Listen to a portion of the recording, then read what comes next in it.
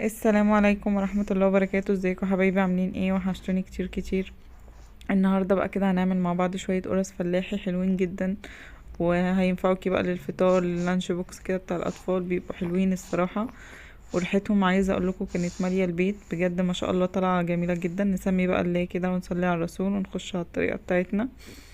معايا هنا كوباية كده الا ربع من المية الدافية، مش عايزينها سخنة، احنا عايزينها دافية. ومعايا كوباية معلقتين كده كبار من السكر، معلقة ونص من الخميرة، هندوبهم كده مع بعض، هنتأكد ان السكر والخميرة دابوا. وبعد كده هنسيبهم على جنب. هفضل بس اقلب كده كده، خلاص انا قلبتها لغاية ما الخميرة دابت معايا والسكر. هروح احط بقى على وشهم غطا كده وهركنهم على جنب شوية، عبال بس ما احضر الدقيق معايا. هنا معايا كده كيلو من الدقيق نخله كويس. هحط معاه معلقتين كبار كده من السمسم. هحط بقى عليه كده معلقة صغيرة من البيكنج باودر، نص معلقة صغيرة من الملح. هنقلبهم كده كويس مع بعض، وبعد كده هنسيح كوباية من السمنة ونحطها عليه. واختاري نوع سمنة يكون يكون ريحته حلوة كده ويكون قوي. لو سمنة فلاحي طبعا هتخليها حلوة جدا معاكي. عايزين بقى نستخدم سمنة على زيت بردك ينفع، زبدة كده مع السمنة مع الزيت، نعمل ميكس كده ما بينهم بردك بتبقى حلوة. انما ما تستخدميش الخليط كله زيت عشان هينشفها شوية معاكي، ومش هيديكي طعم كده، الطعم الحلو اللي احنا والريحة الحلوة اللي احنا بناخده منها. هنا بقى بعد ما حطيت السمنة بسيت كده معايا دقيق، شربت الدقيق من السمنة كويس بقى بالشكل ده كده معايا. هحضر بقى الخليط التاني. معايا كده كوبايتين من اللبن، حاطه كوباية في البولة، هحط عليها كوباية كمان. وهحط بقى عليهم 3 معالق كمان كده من السكر بالشكل ده، دول 3 معالق كبار. هحط بقى عليهم كده اللي هيخلي بقى القرص معانا طعمها تحفة وريحتها اخده ريحة وطعم السمنة الفلاحي. لو انتي مش هتحط لها سمنة فلاحي، حط لها كده 3 معالق كبار كده من القشطة، دي هتدينا ريحة تحفة جدا ليها. بصوا الخميرة بعد ما اختمرت ما شاء الله، حطيتها كده معايا بردك وقلبتها، هقلبها مع الدقيق. بيدينا بقى القشطة دي بتدينا طعم وريحة السمنة الفلاحي، بجد ريحتها بتبقى تحفة.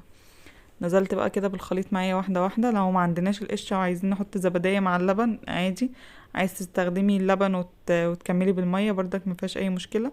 انما بيدينا اللبن مع القشطة كده ريحة وطعم حلو جدا في القرص، بتبقى غنية كده معاكي هقلبهم بقى كويس. هنقعد بقى نعجن فيهم حلو قوي لغاية 10 دقايق كده، نفضل نعجن عجن مستمر بالشكل ده كده.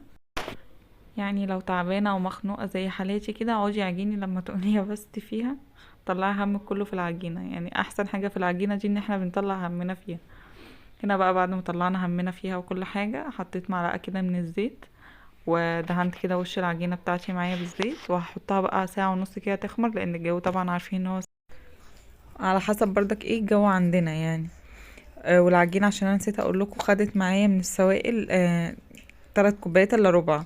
حطيت في الاول كوبايه وربع من الميه وكوبايتين من اللبن، فما حطيتش اي حاجه غيرهم.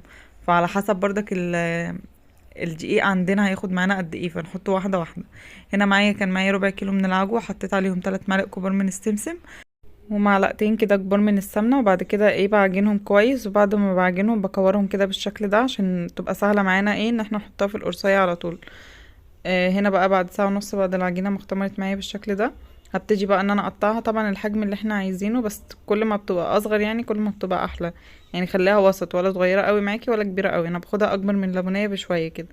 بعد كده باخد العجينة من بره على جوه، وبعد كده بصرها معايا بالشكل ده، وهحطها بقى بعد كده مسرتها معايا، احطها على طبق. واهم حاجة ان احنا بس نغطي وشها بكيس بلاستيك او بستريتش راب، باي حاجة عندنا عشان وشها ما ينشفش. بعمل كده تاني، باخد بردك العجينة كده من بره على جوه بالشكل ده، وبعد كده بسرها. الطريقة دي بتخلي الوش معاكي ناعم، وما بتخليهاش بقى طالعة مخرمة معاكي كده وطالعة مغمقة، لا بتخليها كده لونها موحد معاكي وحلو.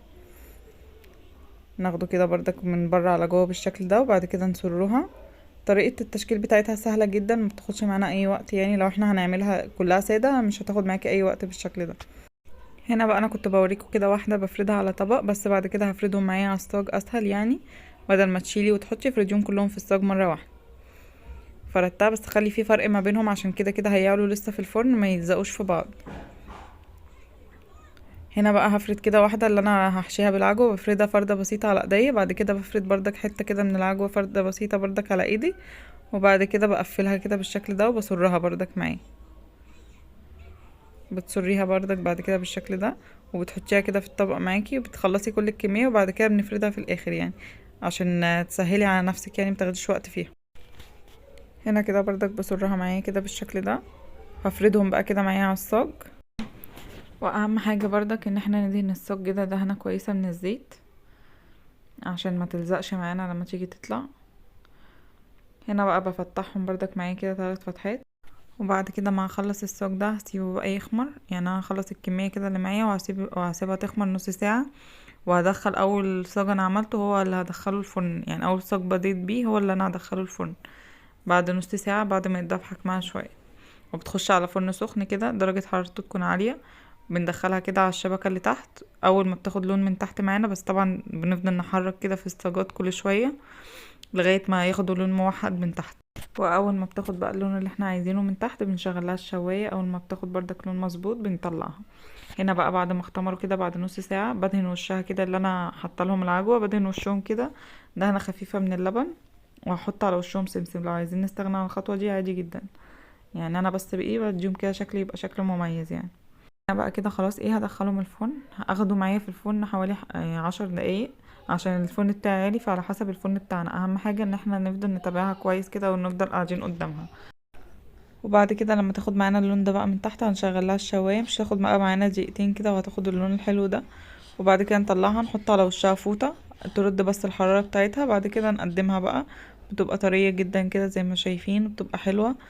يا رب تجربوها هتعجبكم قوي. تنفع بقى كده مع كوبايه شاي بلبن، كوبايه شاي للعشاء للفطار، بتبقى حلوه جدا.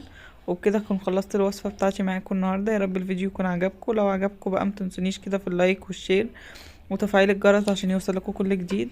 والسلام عليكم ورحمه الله وبركاته.